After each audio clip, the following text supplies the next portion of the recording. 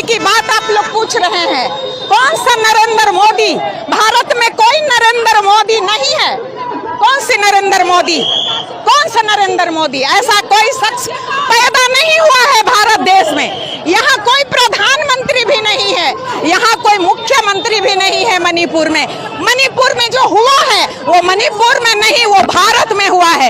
आदिवासी महिलाओं के साथ नहीं, वो भारत की महिलाओं के साथ हुआ है। ये कौन आदिवासी, कौन बिना आदिवासी? ये महिलाओं के साथ हुआ है, हर एक माँ के साथ हुआ है, हर एक बहन के साथ हुआ है, हर एक दीदी के साथ हुआ है, हर एक बेटी के साथ हुआ है। There is no Narendra Modi, there is no Bhajpa सरकार, देयर इज नो भाजपा सरकार। लोगों के हाथों पे तख्तियां हैं, उस पे लिखा हुआ है आरएसएस को बैन करो, क्या कहना चाहेंगे इस पे? किसको बैन करो?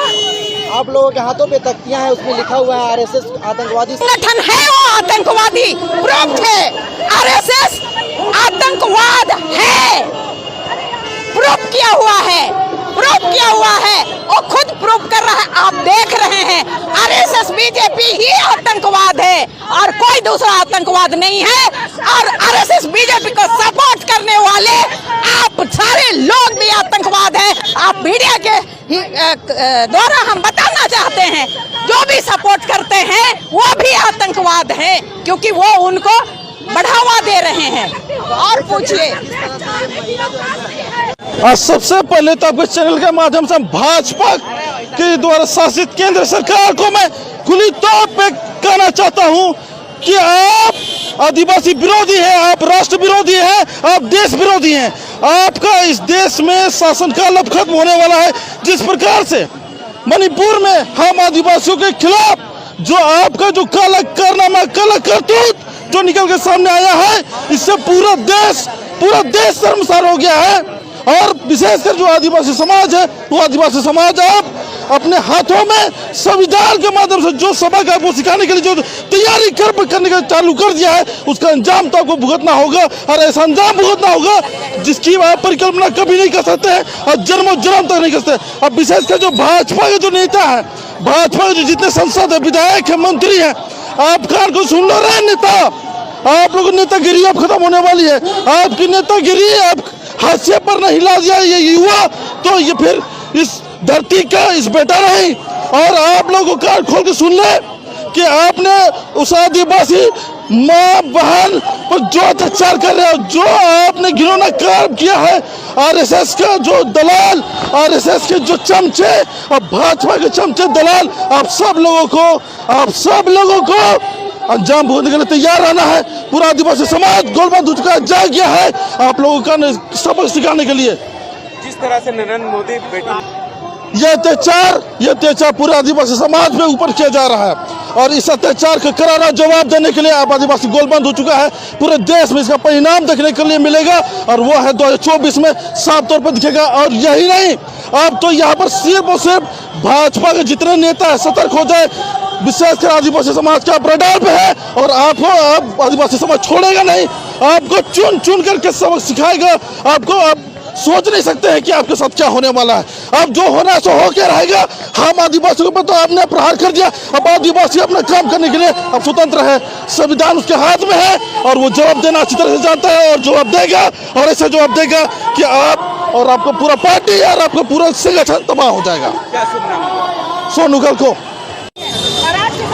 सबसे पहले राज्य में सरकार मणिपुर में किनका है? बीजेपी का है। केंद्र में किसका है? बीजेपी का है। आपका डबल इंजन की सरकार, एक दंगा हो रहा है जिसमें कि 1 करोड़ से भी कम संख्या है वहाँ की आबादी उस राज्य का, और आपसे कंट्रोल नहीं हो रहा है। अब बात करते हैं विश्वगुरु की, अरे आपसे एक राज्य नहीं कंट्रोल हो रहा है तो आप देश कैसे कंट्रोल कीजिएगा?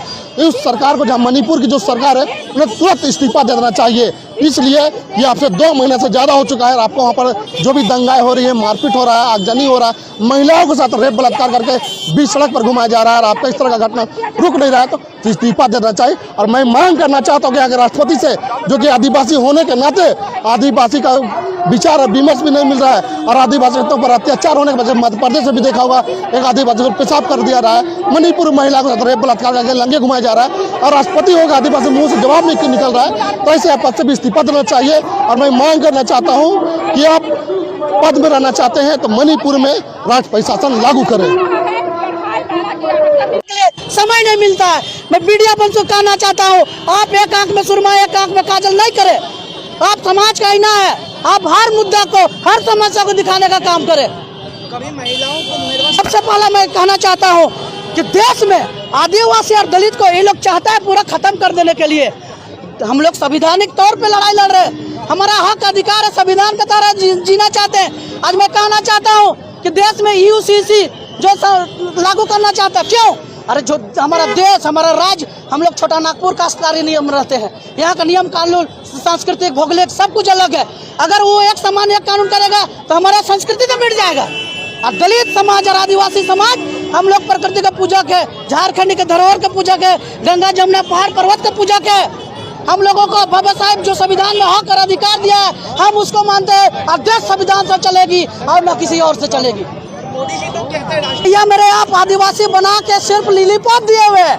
आप यदि नहीं आदिवासी का आपको दिल में दर्द है, मणिपुर का घटना 3 महीना हो गई, आपने उसमें जांच क्यों नहीं बैठाया? समय रहते अगर वहाँ पे जांच एजेंसी चला जाता, गृह विभाग से वहाँ पुलिस फोर्स जो गुनहगार था उसको पकड़ कर जेल में डाल देता, इतना बड़ा घटना नहीं करता।